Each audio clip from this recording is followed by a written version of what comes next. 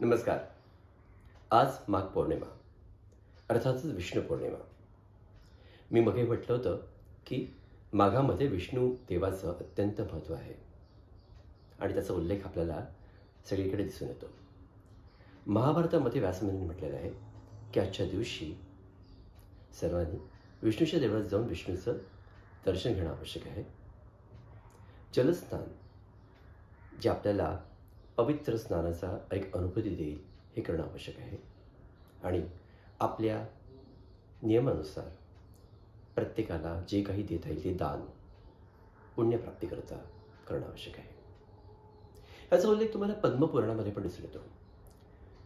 विष्णूने आपला अवतार वासुदेव याचा जन्म म्हणून या दिवसाचं महत्त्व कथित केलं होतं आणि या दिवशी तुम्ही वासुदेव जन्माकरता म्हणून विष्णूची आराधना करायची असते.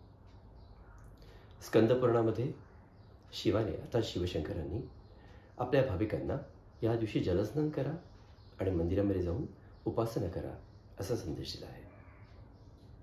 हे सगळे नियम किंवा हे सगळे सांगितले गेले त्या पुराणामध्ये, परंतु सृष्टीमध्ये त्यावेळेला काय घडत असतं.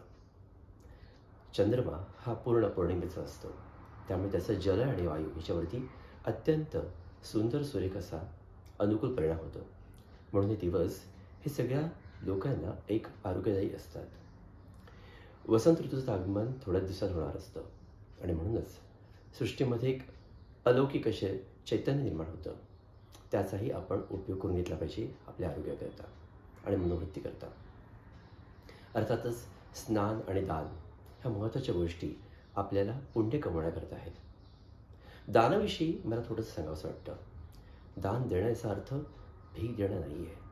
दान म्हणजे आपल्याजवळ असलेली वस्तू आपण आपल्यातली दुसऱ्याबरोबर शेअर करायची असते चांगल्या करण्याकरता. दानामुळे सामाजिक संबंध हे दृढ होतात, आपुलकी निर्माण होते. त्यामुळे दानाची व्याख्या ही फार मोठी आहे. अर्थातच या उद्देशानं आणि माघातल्या या पवित्र दिवसाच्या उद्देशानं काहीतरी दान द्यायचा प्रयत्न करा. तुम्हाला मिळतच राहील. विनय.